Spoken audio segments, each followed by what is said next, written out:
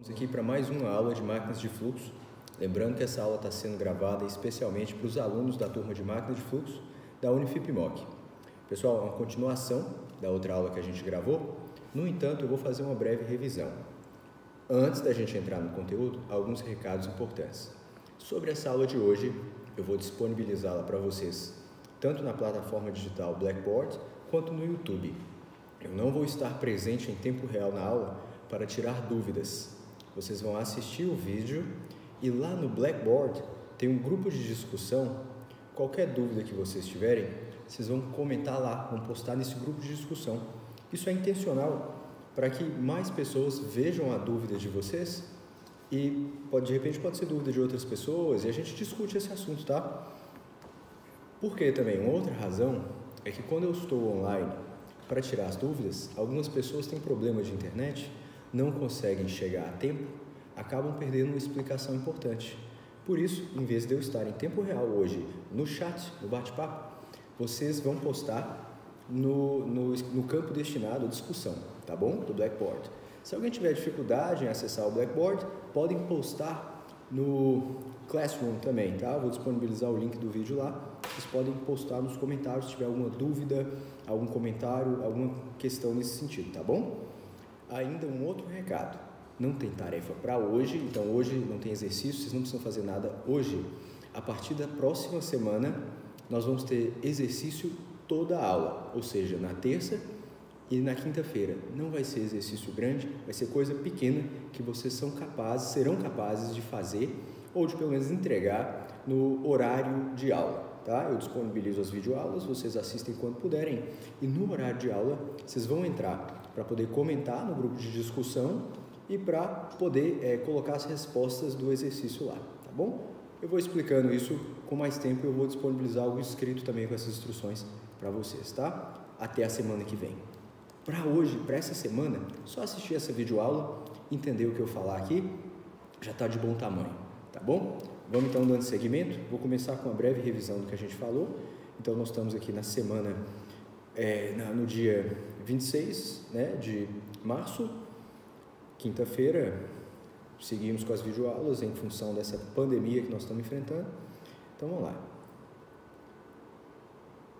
Tá. Então vamos lá. Nós passamos na última aula, né, a questão da instalação de bombeamento e foi colocado para vocês um desafio de realizar aí os cálculos, né, serem capazes de resolver o problema da instalação de bombeamento. Na última aula a gente comentou sobre o dimensionamento da tubulação. Aqui o esboço da tubulação foi passado para vocês. Então a gente falou um pouco, introduziu o assunto de instalação de bombeamento, nós comentamos sobre tubulação e diâmetro. Foi mostrado, aqui está tabelas, foi mostrado uma tabela, né, no caso de velocidades, e os elementos principais da instalação, além da altura manométrica e seleção. A gente comentou um pouco sobre isso. Nós começamos a resolver o problema delimitando um esboço, o desenho da instalação, o que tinha sido dado para a gente a vazão, foi pedido o diâmetro e aí nós partimos para a resolução e análise. Que o dimensionamento da tubulação era o quê? Não era determinar o diâmetro. Então nós tínhamos vazão, que é volume sobre tempo, que é dado em metros cúbicos por segundo, e nós tivemos que converter, né, horas para segundo, porque a vazão dada no problema foi em metros cúbicos por hora. Muitas vezes vocês vão se deparar com situações que a vazão vai ser dada em metros cúbicos por hora. Para resolver o problema, o cálculo tem que converter para segundo, tá bom? Aí nós fizemos isso, obtivemos um valor de vazão no Sistema Internacional de Medidas, de unidades. Nós ainda correlacionamos a vazão com velocidade e diâmetro, né? Vazão, velocidade vezes a área de uma tubulação, é um cilindro, né? A área de um círculo, então vazão igual a velocidade vezes πd ao quadrado sobre 4. Na última aula, na última mídia que eu disponibilizei, faltou anotar o π na fórmula. Apesar disso, os resultados levavam em consideração o π já, tá? Eu só não mostrei ele no slide, então tá aí corrigido para vocês. Como nós temos duas incógnitas, velocidade e diâmetro, nós tivemos que realizar um método iterativo para resolver. Aí vocês lembram que o fabricante ele disponibiliza para a gente uma tabela que nós utilizamos. Expliquei a tabela no último vídeo. Nós temos aí uma tabela de velocidades recomendadas na aspiração e no recalque, né? Então a gente tem a vazão, que para o sistema internacional ficou 0,0055 metros cúbicos por segundo, que é igual a velocidade vezes a área, né, dessa seção circular. Nós precisaríamos isolar V ou D. Aí eu perguntei qual que vocês escolheriam, né? Ainda bem que vocês escolheram isolar a velocidade, porque a gente não precisaria trabalhar com raiz quadrada. O que era o método iterativo? Nós escolhíamos lá uma linha da tabela, lembrando que nós estamos trabalhando com água, e aí nós incluiríamos o valor do diâmetro e obteríamos uma velocidade. Primeiro diâmetro de 0,025 metros, né, que é 1 polegada aproximadamente, a velocidade obtida foi 11,32. Quando nós comparamos esse valor de velocidade obtido com o da tabela, era bastante diferente. Não foi esse que a gente escolheu. Aí nós partimos para outras iterações, né? Fomos fazendo iterações.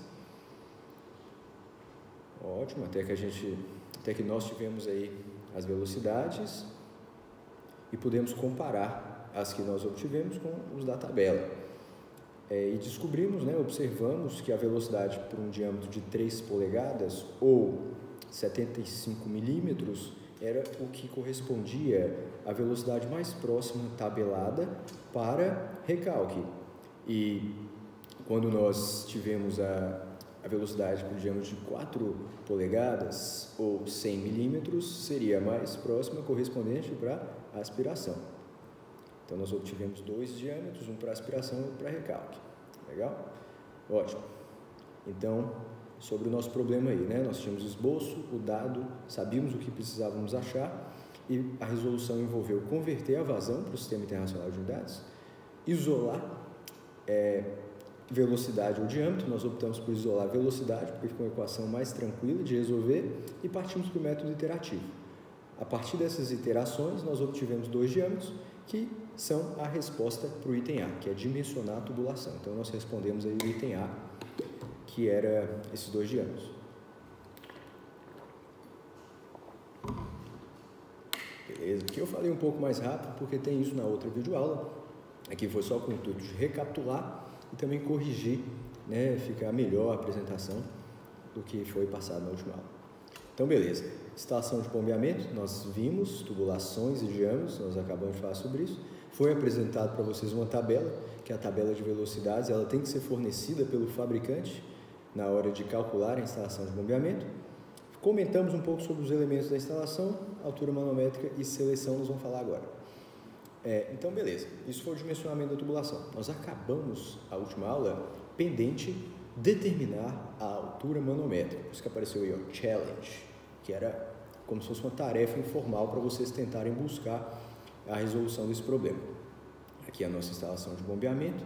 Vamos partir para o item B, que é determinar a altura manométrica.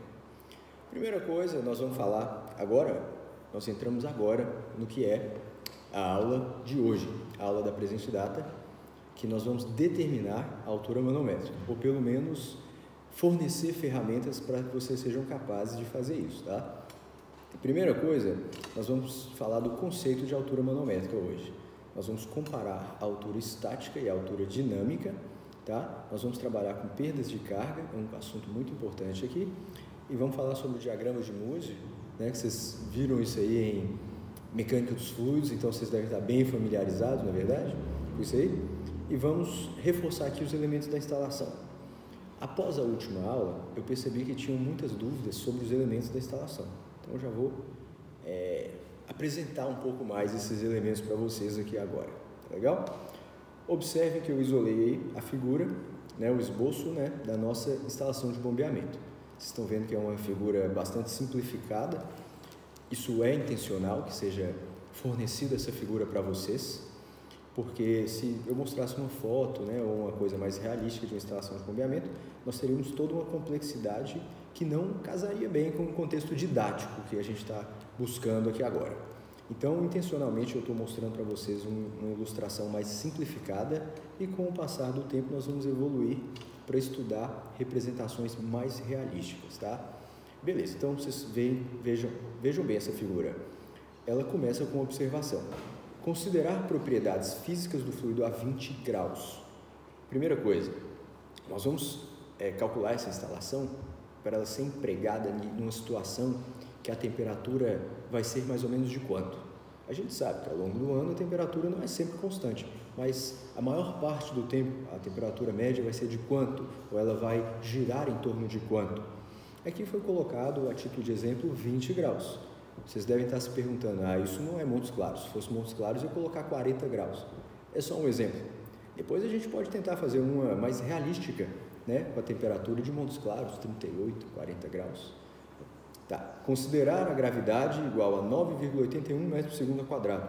Aí um de vocês deve estar também questionando, não, mas gravidade não é 9,81, é 9,80762.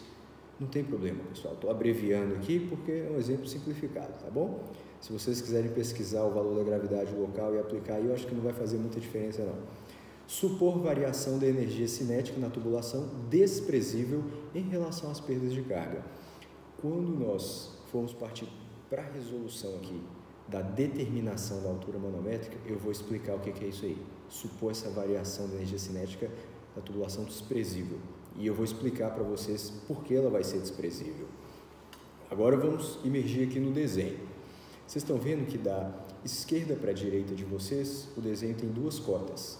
Tem uma cota de 18 metros e tem uma cota de 16 metros. Entre elas tem um triângulozinho que está definindo aí o nível do fluido. Tá? É só isso que esse triângulo serve, definir nível de fluido. Observem bem, tem a cota de 18, a cota 16, embaixo da 16 tem uma outra cota que eu não defini o valor, tá? Vamos lá, valendo uma coisa bem valiosa para a primeira pessoa que me respondeu, um iPhone, uma coisa mais valiosa, um álcool em gel, para quem me responder primeiro. Vamos lá? Ninguém? Tá bom, gente, ninguém ganhou álcool em gel agora. É 2 metros, tá? 18 menos 16, 2 metros, tá? Olha, vocês perderam a oportunidade de ganhar álcool em gel, eu não ouvi ninguém respondendo, tá? Então fica aí, a cota de 18, cota de 16, o valor que não está escrito aí é 2 metros. Tá, eu vou explicar isso para quem não entendeu. 18 menos 16 igual, muito bom, 2 metros. Aí vocês vão observar que começa com uma VPC, lá submersa no nível inferior aí, no reservatório inferior. VPC, se vocês observarem o penúltimo item na legenda, é válvula de pé e crivo. Partindo dessa válvula, nós temos essa linha aí, né, que está representando nada menos do que a tubulação de aspiração. Então, o que é válvula de pé e crivo?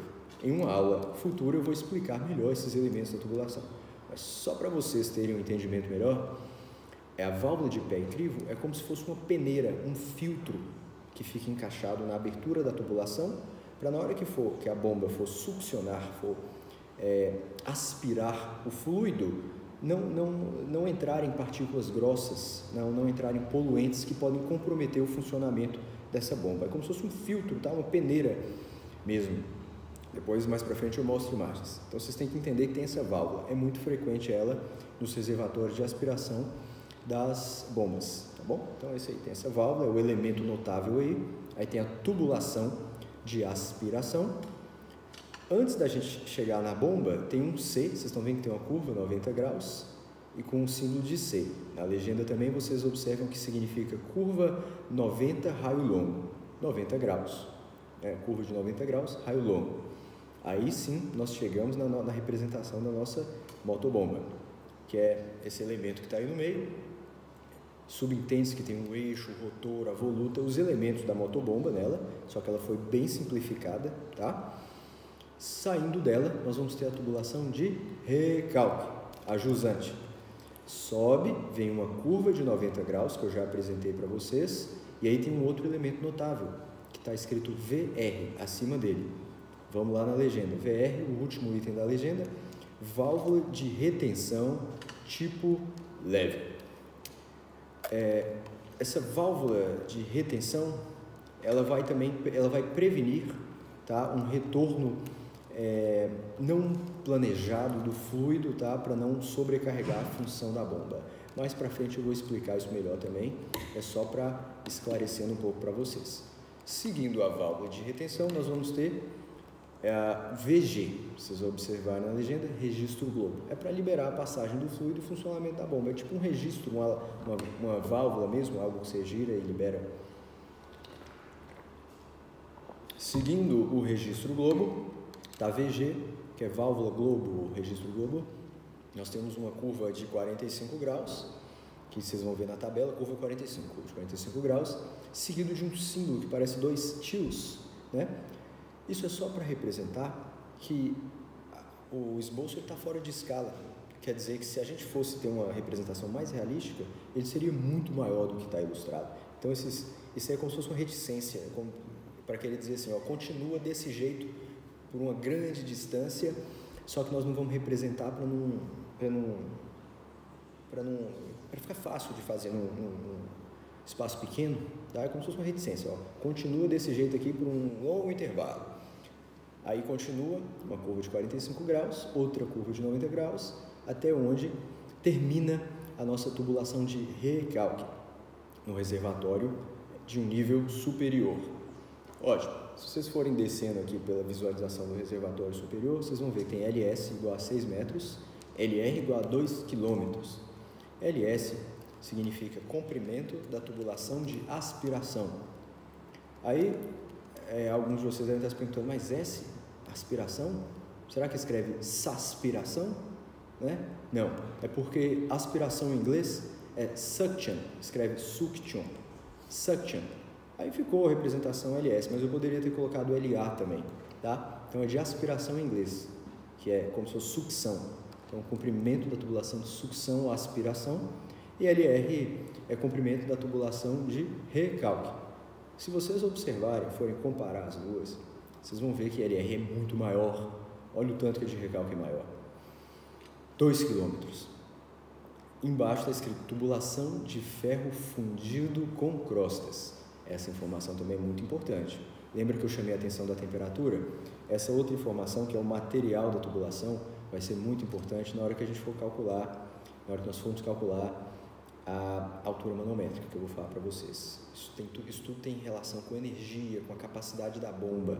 Então, se uma bomba vai trabalhar com uma temperatura X e um material Y, é diferente da situação dela trabalhar com um material Z e uma temperatura W, é diferente.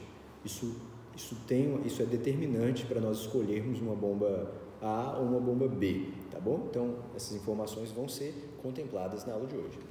Aí a gente desce lá e tem a legenda com todos esses elementos que eu falei para vocês, tá? Então, esses aí são os elementos da instalação. Beleza. Então, vamos lá. O objetivo da presente videoaula agora é fornecer ferramentas para que vocês sejam capazes de determinar a altura manométrica. Primeiro, né, nós temos uma metodologia aqui, nós precisamos de um esboço, que é o desenho da instalação. Nós precisamos saber o que nos foi dado para a gente partir para essa empreitada. E o que nós precisamos achar? É importante saber o que a gente quer achar, né? A altura manométrica.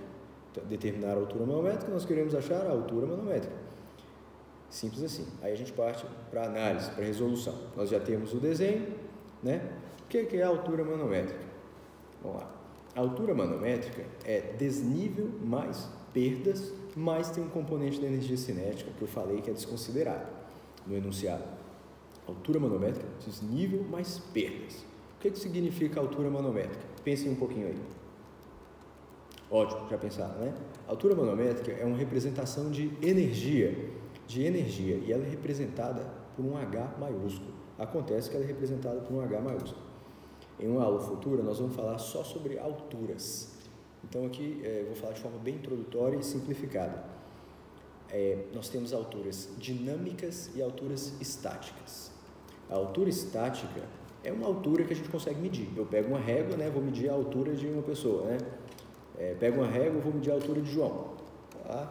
Olha lá, 1,80 m. Isso é uma altura estática, tá? Pego uma régua, vou medir a altura de Lucas. Altura estática. Agora, altura manométrica, eu não consigo mensurar, simplesmente pegar uma régua, uma trena, um paquímetro, né, uma coisa pequena. Eu não consigo medir simplesmente chegando e comparando, observando dessa forma. É uma altura de energia, a altura manométrica. Ela é uma altura dinâmica. altura dinâmica diferente de altura estática. A altura dinâmica, ela representa energia, então ela tem outras variáveis, tá? Por isso que a altura manométrica é desnível mais perdas. O desnível, ele é igual a uma altura estática. Ele é uma altura estática. Vai aparecer para vocês, ele é uma altura estática. E a altura manométrica, ela envolve a altura estática e mais. Como ela chama altura, não é à toa, é porque nós vamos tê-la em metros, tá? Ela é em metros. E para calculá-la, nós precisamos levar em consideração os elementos da instalação. Então, o que nos foi dado para nos ajudar a encontrarmos a altura manométrica? Os elementos da instalação, isto é, válvulas, curvas, entre outros elementos que eu comentei com vocês na representação da instalação, tá bom? Então, o fabricante colocou aqui para a gente agora a instalação, a imagem, para ficar mais fácil. Então, ela vai ser o desnível mais perdas, tá? Hzão, altura manométrica, desnível mais perdas. Vocês vão ver que desníveis, alturas mensuráveis, assim como eu falei para vocês, são representados por H minúsculo. E alturas dinâmicas, que representam energia, são H maiúsculo. Da mesma forma que vocês conseguem ver aí. Então, a altura manométrica, ela vai ser igual ao desnível, que eu representei por um Hg, mais J, que é a representação de perdas. O que são perdas? Perdas são perdas de carga. O que é isso? Na hora que a nossa bomba vai trabalhar para aduzir o fluido, para aduzir esse fluido, levar o fluido para cima, ela não é toda a energia que a bomba vai prover para o fluido que vai ser efetivamente aplicada. Essa energia vai se perder ao longo do caminho de adução. E essa perda de energia ao longo do caminho é o que nós chamamos de perda de carga. Então, para nós selecionarmos uma motobomba, nós precisamos determinar a altura manométrica. E o que é a altura manométrica? É a altura, é a energia que a bomba precisa fornecer para poder vencer os obstáculos e entregar a água de forma bem sucedida numa altura superior. Por isso que a energia que a bomba precisa ter, precisa compreender as perdas dela. Vocês entenderam? Se vocês forem sair daqui 2 meses, né? Quarentena, gente, hashtag fica em casa. Vocês vão sair daqui 2 meses e vocês vão comprar um álcool em gel, né? Ou então vocês vão pedir pela internet um álcool em gel amanhã. Vocês querem um álcool em gel? Quanto que está um álcool em gel aí? Alguém? Quanto que está? Quanto está, Matheus? R$100? Beleza. Vai comprar um álcool em gel, R$100. Vocês vão sair na rua para comprar álcool em gel, vocês vão levar só R$100? Vai que vocês são surpreendidos, está com a taxa mais cara. Ou então, desculpa, vocês não vão sair na rua, vocês vão pedir para entregar em casa, né? Segurança. Aí o álcool em gel é R$100. Vocês vão receber a pessoa para pagar na porta com R$100. Vai que ele cobra um frete de R$10. Então vocês vão ter que sair com mais dinheiro que isso, né? Leva 120, leva 150. Aí você pode pagar o álcool em gel e o frete. O que é isso? A altura manométrica precisa envolver a quantidade de perdas, que é o tanto que você já sabe que vai gastar, né? Se as perdas forem de 10, eu posso usar uma altura manométrica de 8? Não, eu vou ter que usar 10 para mais. Vocês entenderam? Por isso que perda faz parte, perda mais desnível é a altura manométrica. Acho que não foi um exemplo dos mais felizes, não. Mas eu estou gravando a aula hoje, eu tenho que disponibilizar para vocês daqui a pouco, então não dá para pensar muito a respeito, tá? Então vamos lá. Esse H minúsculo G, significa G de gross total em inglês, ele vai ser desmembrado em H minúsculo A de aspiração mais H minúsculo R. Então, HA mais HR, porque nós vamos ter o desnível da tubulação de aspiração mais o desnível da tubulação de recalque, tá? Mais as perdas na aspiração mais as perdas para o recalque. Então, esse J de perda de carga, que eu apresentei geral aí, ele também vai ser desmembrado em JA e JR, tá bom? Beleza. Aí, nós já podemos adiantar que o H minúsculo vai ser 18, olha o desnível aí no desenho, é 18, ou eu poderia representar 16 mais 2. 2 é o desnível da aspiração e 16 é o desnível do recalque. Isso aí, o desnível da aspiração, ele vai ser o nível do fluido até o centro, o eixo central da bomba, é os 2 metros.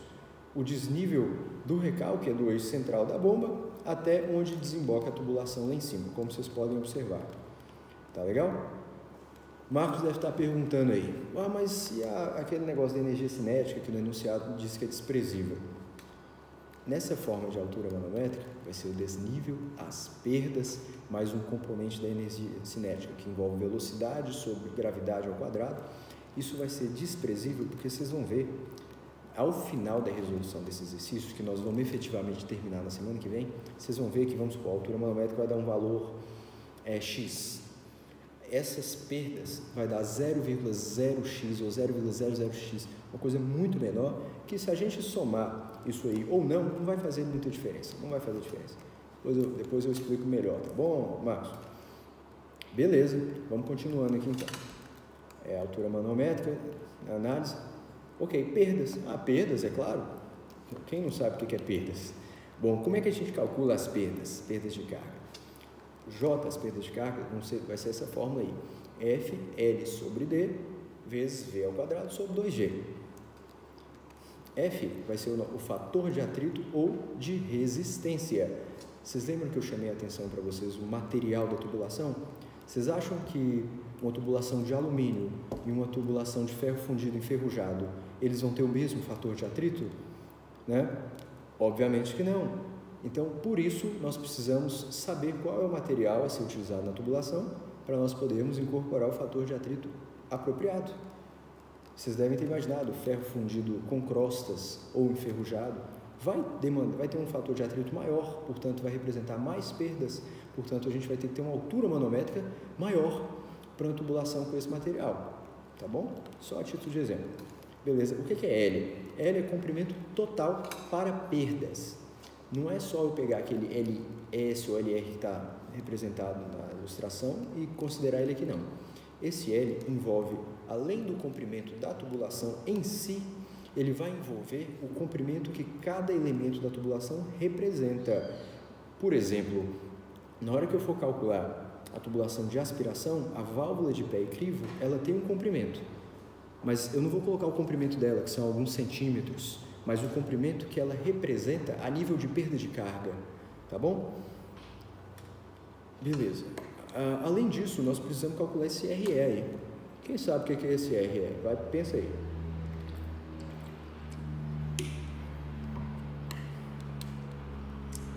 Muito bom, muito bom. É isso mesmo. Quem falou isso? Vinícius, isso aí. Reynolds, número de Reynolds. Você deve lembrar lá, né, de mecânica dos fluidos. RE é o número de Reynolds.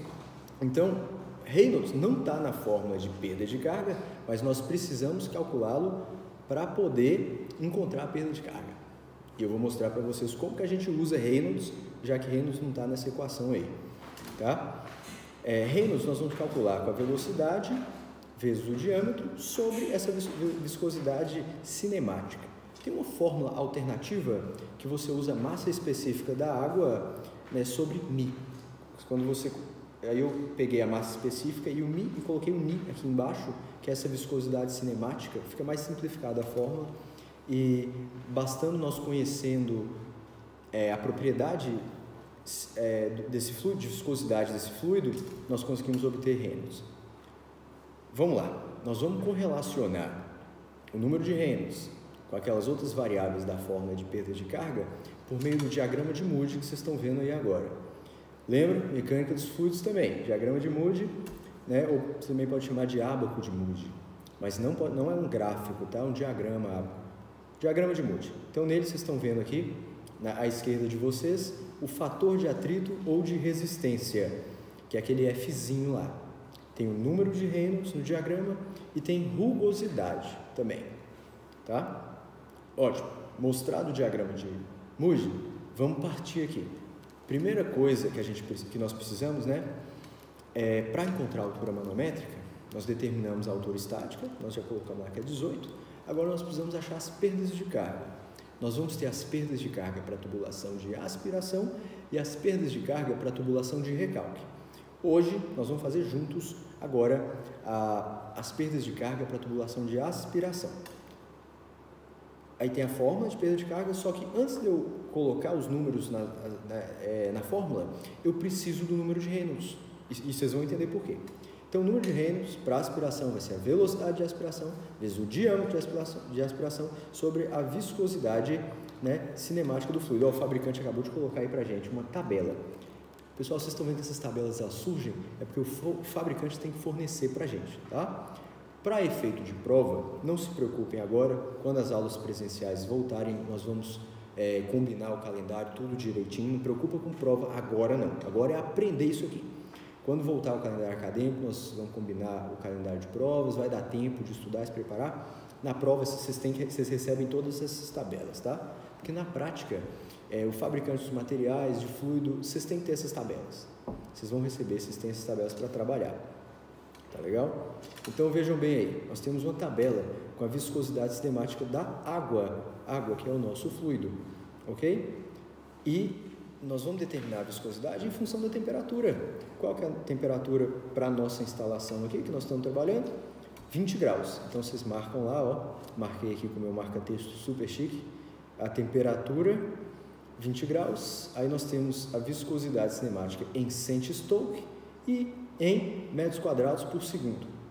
Vamos lá, eu quero que vocês decidam, nós vamos usar qual? Centistoke ou metros quadrados por segundo? Decidam isso aí.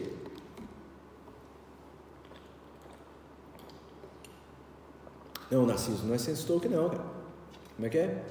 Isso, muito bem, Jack, nós vamos usar metros quadrados por segundo, porque é a unidade internacional, né? Sistema internacional. Então, vamos lá. A velocidade que nós obtivemos para aspiração foi qual? 0,7074 metros por segundo, não foi? E o diâmetro, qual que é o diâmetro que nós escolhemos para a aspiração? 100 milímetros, ou 0,1 metro, não foi? Então, olha lá na fórmula. E aí nós pegamos a velocidade respectiva para a água a 20 graus, que foi esse valorzinho bonito aí, 0,0001007 metros quadrados por segundo. Tá. Calculando isso aí, eu fiz aí de cabeça, né? O Reynolds deu 70 mil e alguma coisa. Eu vou representar com a notação de engenharia, Reynolds para aspiração, por isso que está REA, igual a 7 vezes 10 a quarta, tá? Isso aí é um 4 potência, viu? Apesar dele estar aqui embaixo, ele é a quarta potência. Reynolds a quarta potência. Aí, para que eu preciso saber o número de Reynolds? Porque no diagrama de Moody, Reynolds está embaixo. Observem a linha horizontal inferior, no canto inferior da tela, ao lado direito. Aí. Vou marcar aqui com o meu marca-texto aqui para vocês. Aí, ó. Número de Reynolds é igual, né? Tem a fórmula aí. E qual foi o nosso número de Reynolds? 7 vezes 10 a quarta. Por isso que está marcado 7 de vermelho. Opa, como é que eu sei que o número de Reynolds está aí? Pessoal, observem atentamente o diagrama de Moody. Ele começa ali no que seria 0, aí a primeira marcação é 10 a terceira, que seria equivalente a 1000. 10 a terceira, aí todos os números que vêm, que estão entre 10 a terceira e 10 a quarta, é 1000 e alguma coisa. Esse número 2, que está aí do lado do 10 a terceira, significa que é 2 vezes 10 a terceira, 2000. Depois eu observo que vem um 4, 4 vezes 10 a terceira, 4.000, 5 vezes 10 a terceira, 5.000. Se eu quisesse o 7 vezes 10 a terceira, eu ia ter que olhar aproximadamente, porque não foi representado número por número. Aí vai 10 a quarta, né?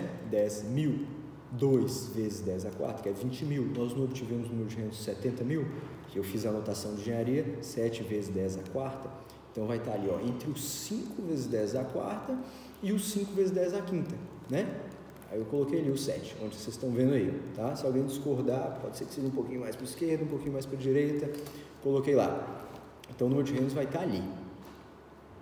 O que eu quero com o diagrama de Moody? Eu acabei não explicando especificamente para vocês, mas eu uso o diagrama de Moody para perdas de carga, porque eu preciso do fator de atrito, que está à esquerda do diagrama.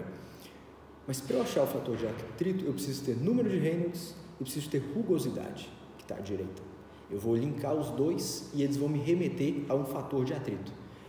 Então, o diagrama de Moody aqui entra para nós acharmos fator de atrito.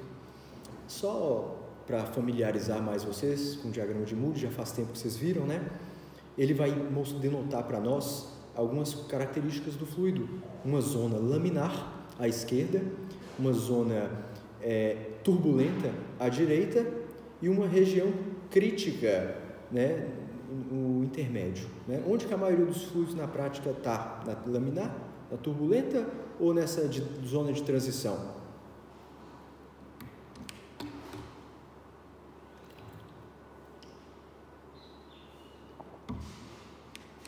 Muito bem quem respondeu zona de transição. A maioria dos fluidos, na prática, está na zona de transição. Acontece de ser o mais difícil de calcular. Tá bom. Se nós olharmos o número de Reynolds, o nosso fluido acontece de estar trabalhando na zona turbulenta. Se vocês linkarem aí com a zona, mas não é o objetivo agora. Tá? Beleza, vamos voltar aqui. O Reynolds, então, foi 7 vezes 10 a quarta, que está no regime turbulento, né? A rugosidade, agora, é o que nós precisamos calcular. Rugosidade representada por epsilon. Vamos para a tabela de rugosidade. O fabricante, por favor, tabela de rugosidade. Está aí. Qual o nosso material? Ferro fundido com crostas. Já marquei aqui com o meu marca-texto super chique. E olha para vocês verem, não dá um valor exclusivo, ele mostra um intervalo de valores entre 1,5 e 3 milímetros. Isso significa que vocês podem usar qualquer um desses valores. Entre 1,5 e 3, vou usar 2, é fácil, né? O número 2 ali, calcular. Então eu escolhi o 2, opa, deixa eu voltar aqui. Peraí, escolhi o 2, deixa eu sair aqui da tabela, ótimo. Então, rugosidade entre 1,5 e 3, eu vou usar 2, 0,2, que é 0,002 milímetros sobre o diâmetro. Qual que é o diâmetro para aspiração? 100 milímetros, 0,100 metros. Peço desculpas que eu anotei milímetros aí, ó. Opa, deixa eu corrigir aqui para vocês. Metros. Não faz diferença, vou cortar, né? A unidade vai ser adimensional à rugosidade relativa, que é o que nós precisamos. Deu 0,02 rugosidade relativa. Aí nós vamos lá e voltamos para o diagrama de Moody. Então, tem o número de Reynolds? Tenho, 7. Vou traçar uma linha, tá? Traçar uma linha vertical. Rugosidade relativa. Rugosidade relativa, tenho 0,02. Vou traçar uma linha horizontal até eu encontrar com o número de Reynolds. Observe que essa linha que eu tracei não ficou em cima certinho da curva de rugosidade, não, peço desculpas, né? Eu acabei não usando régua, fiz com a mão livre, né? Aí considerem a aproximação. Na interseção entre essas duas linhas, eu vou ter um ponto. A partir desse ponto, eu traço uma linha horizontal e vou obter o fator de atrito. Eu observei aqui, deu aproximadamente 0,049. Alguns de vocês podem achar que é 0,048 ou 0,0495. Eu vou fazer aqui para 0,049 e no final a gente vê a diferença, tá? Mas está razoavelmente bom essa aproximação. Ok? Observem atentamente isso daí. Lembre de se hidratar. E aí, pessoal? Alguns já observaram, para que você descobriu a rugosidade se o traço que você fez é praticamente linear com o número de Reynolds? Vejam bem, se a rugosidade relativa que nós encontramos fosse bem menor, por exemplo, 0,001, eu não faria uma linha reta, eu teria que acompanhar essa curva que vocês estão vendo aí, ela vai subindo. Aí eu paro na hora que bate na linha vertical do número de Reynolds. E aí eu faço um traço reto na horizontal até bater no fator de atrito. É porque a nossa rugosidade relativa ela é tão alta que ela é praticamente retilínea em relação ao fator de atrito. Tá bom? Eu já estou falando isso porque alguns vão criar essa dúvida. Não sei se na minha fala aqui ficou claro bastante. Se não tiver ficado claro, é um incentivo que vocês postem essa questão no grupo de discussão, no Blackboard ou no Google Classroom. E aí nós vamos explicar isso aí de novo, tá? Beleza, descobri então o fator de atrito. Isso tudo, gente, é o diagrama de Moody só para descobrir o fator de atrito. E agora, já posso calcular minhas perdas de carga, né? Tem fator de atrito, tem diâmetro, velocidade, gravidade. Opa, agora falta esse L aí, ó. Esse L, que é o comprimento total que eu falei para vocês, né? Como é que nós vamos calcular aí? É o comprimento da tubulação de aspiração, estou fazendo o comprimento total da tubulação de aspiração.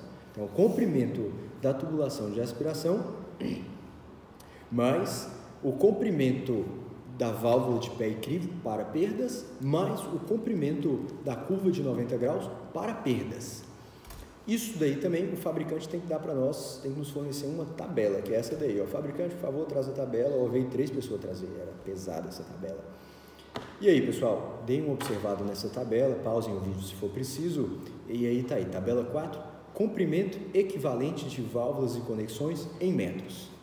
Aí vocês vão ver, tem uma curva de 90 graus raio longo, curva de 90 graus raio médio, vai, até termina lá, válvula de retenção tipo pesado, tá? Olha o tanto de elemento. Acontece que esse fabricante aí, no caso o manual técnico das bombas KSB, tem todos esses elementos. Acontece de que é o tipo da bomba que nós estamos usando e ele vai nos servir. Vamos lá, vou pegar todo o meu salário, comprar um marca-texto, um Strabil bem chique aqui e vou marcar a linha que a gente precisa, que é o diâmetro que vocês estão, o diâmetro que vocês estão observando aqui, de 100 milímetros, né, 4 polegadas, 100 milímetros, que é o nosso diâmetro da tubulação de aspiração. Vocês vão olhar para os valores na linha do diâmetro da nossa tubulação. Quando for para a tubulação de recalque, nós vamos marcar a linha de cima, que é o diâmetro de 75 milímetros. Para de aspiração é esse aí de 100. Aí vamos lá. Essa linha que nós estamos olhando, essa tabela enorme. Então é o comprimento da tubulação de aspiração, né, que foi dado para nós, 6 metros, mais uma válvula de pé e crivo. Cadê a válvula de pé e crivo? Ali. Mais uma curva de 90 graus, raio longo. Ok? Temos isso aí na tabela. Então, na hora que eu cruzo essas informações, válvula de pé e crivo com um diâmetro de 100 milímetros, dá um valor de 23 metros. Curva 90 graus, raio longo, com a tubulação de 100 milímetros, dá 2,1 metros. Tá? Observem esses valores aí, observem esses valores. Tá bom? Aí o Raniel vai lá e me pergunta, uai, Henrique, mas a válvula de pé e crivo, ela mede 23 metros, cara, não cabe uma válvula de pé e crivo na minha casa. Pessoal, isso aí não é a medida literal desse elemento. Uma válvula de pé e crivo, ela não mede 23 metros. Acho que não existe nenhuma válvula de pé e crivo tão grande. O que é isso? A válvula de pé e crivo é pequena, a gente pega assim com a mão, só que ela representa o equivalente a 23 metros de tubulação para efeito de perdas de carga. Para efeito de perdas de carga. Tá bom? Eu vou dar um exemplo. Por exemplo, minha irmã, ela mede 1,5 metro. Se a gente for considerar a quantidade de ingesta calórica dela, nós vamos calcular lá, sei lá, uma quantidade de calorias, só que ela come 3 vezes mais e não engorda, né? Tem um metabolismo fantástico. Corpo lindo. Se a gente fosse considerar o desfalque que ela dá na alimentação, ia ser muito maior do que efetivamente é na prática. Então, isso aqui é uma representação para perdas de carga. Brincadeira à parte, a válvula de pé e crivo, apesar de ela ser bastante pequena, para perdas de carga, ela representa 23 metros. Por que isso? Porque perda de carga é tudo aquilo que vai se opor ao trabalho da nossa motobomba de aduzir o fluido. A válvula de pé e crivo é como se fosse um filtro que está impedindo a entrada de impurezas na minha tubulação de aspiração. Nesse trabalho dela de filtrar, de obstruir a passagem, a entrada do fluido, para que entre um fluido mais puro, vocês concordam que ela é como se fosse uma resistência a esse transporte do fluido para ser aduzido? Então, ela representa muita coisa em termos de perda de carga. Mas isso não é ruim? Beleza, porque demanda uma bomba com maior energia, mas é preciso no sentido de preservar o rotor, porque se as impurezas passassem, né, poderia comprometer a vida útil do rotor e muito, ok? A curva 90 graus raio longo, mas a curva ela é de 2 metros, gente, a curva não mede 2 metros, é muito menor, ela vem, a curvinha pequena assim, alguns centímetros, mas para efeito de perdas de carga, ela é como se fosse 2,1 metros de tubulação retilínea. Se você faz uma tubulação reta assim, ou você coloca uma curva de 90 graus, só aqueles centímetros compreendidos pela curva representam em perdas de carga como se fosse 2,1 metros de tubulação reta, sem obstáculos. Vocês entenderam? Então é isso, é o comprimento equivalente das válvulas de conexões. Equivalente para perdas de carga. Então vamos lá. Com isso nós somos capazes de calcular a altura total, que vai ser 6 metros, que é a tubulação em si, essa parte vertical mais a horizontal dela, são 6 metros, os 23 metros equivalentes da válvula de pé e crivo, mais 2,1 metros equivalentes à curva de 90 graus. Ok? O L total dá 31,1 metros, tá bom? Ok, beleza, tenho todas as variáveis para calcular a perda de carga.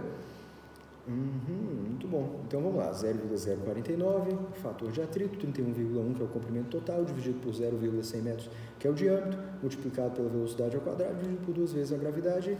Nós vamos ter a perda de carga para a aspiração de 0,3890 metros. Pessoal, caso eu tenha me equivocado em algum desses cálculos aí que vocês estão vendo, na hora que vocês forem calcular em casa, foi um teste, viu? Se tiver algum equívoco, é um teste para ver se vocês estão atentos, tá? Mas eu acho que está tudo ok aí, vocês que vão me dizer, tá? Opa, mas peraí, eu calculei J, tranquilo, já tem a altura estática e tem as perdas de carga. Falta agora as perdas de carga para recalque. Isso aí foi só as perdas de carga para aspiração. Então, para nós entregarmos a altura manométrica, falta calcular as perdas de carga para recalque, tá? E isso daí eu vou deixar que vocês façam em casa. Esse é o dever de casa que tem que ser entregue na terça-feira da semana que vem. Vocês vão ver esse vídeo e vocês vão fazer uma coisa análoga ao que eu falo no vídeo, vocês vão fazer para a tubulação de recalque. Vocês vão calcular as perdas de carga para recalque. Vocês vão ver que é outro diâmetro, é outra velocidade, vocês vão encontrar um outro fator de atrito. Por quê? Apesar de ser o mesmo material, o mesmo fluido, o diâmetro é diferente. Então, vai influenciar o número de Reynolds, porque o número de Reynolds tem a variável do diâmetro, vai influenciar a rugosidade, porque a rugosidade tem o diâmetro, então vai ter um outro fator de atrito, vai ter um outro comprimento total, tá bom? Então vocês vão calcular isso para estudar, para praticar. E na semana que vem eu vou disponibilizar na plataforma um formulário que vocês vão colocar. Por exemplo, quanto que vocês obtiveram para L, quanto que vocês obtiveram para Reynolds, vocês vão colocar e isso vai contar, como a presença da aula de terça-feira. Então, pessoal, qual é a mídia para a aula de terça-feira? É esse mesmo vídeo, é a mídia para a aula de hoje, que vocês estão recebendo a teoria, e vocês vão provavelmente precisar ver mais do que uma vez alguns dos trechos desse vídeo. E é a tarefa para a aula de terça-feira me entregar o valor das perdas para recalque e, invariavelmente, a altura manométrica. Aqui eu faço um apelo, que vocês não colhem, não copiem do colega. Vai valer a presença e vai valer os pontos, não é se estiver certo ou errado, é se vocês colocarem lá o que vocês fizerem, tá? Aí aqui é o meu apelo, se estiver errado, não tem problema agora.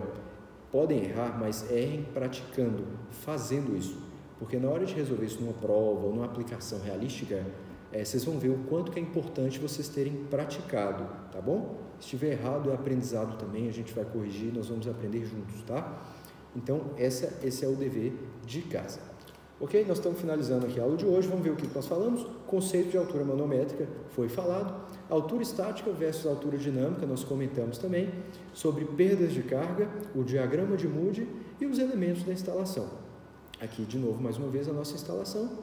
E, então, nós dimensionamos a tubulação, cálculo de diâmetro, calculamos o diâmetro, e determinamos a altura manométrica. Opa, só que para a aspiração ficou faltando um recalque. Vocês viram que eu marquei um checkzinho ali? Deixa eu apagar metade dele ali, porque a gente só fez metade, Falta de recalque.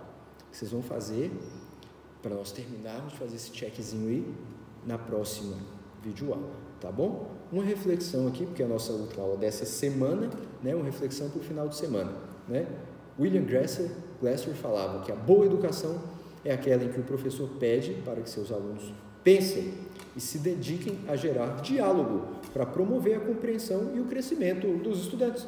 Então, por isso que eu estou passando esse dever de casa para vocês praticarem, tá bom? Então, vocês observem o que foi feito para a tubulação de aspiração e vocês vão fazer para a tubulação de recalque. Muita atenção que tem mais variáveis, tá? Tem outras válvulas no caminho. Então, vocês vão precisar usar aquela tabela para poder encontrar o comprimento de cada válvula, Então, olhem isso aí com bastante atenção e carinho, That's all, folks. É isso por hoje, a nossa aula de hoje. Vocês sabem que eu estou sempre à disposição nas plataformas, tá? Para nós mantermos o contato e a gente vai se falando. Eu fiz essa aula também com muito carinho, tá? Deu bastante trabalho poder reproduzir tudo isso que a gente fazia no quadro antigamente agora tudo num slide para vocês terem acesso de forma irrestrita, tá? Eu espero que vocês tenham gostado e eu vou trabalhando para aprimorar mais e mais as aulas para o aprendizado de vocês, tá? Estou à disposição. Bom final de semana, tudo de bom para vocês. Aquele abraço.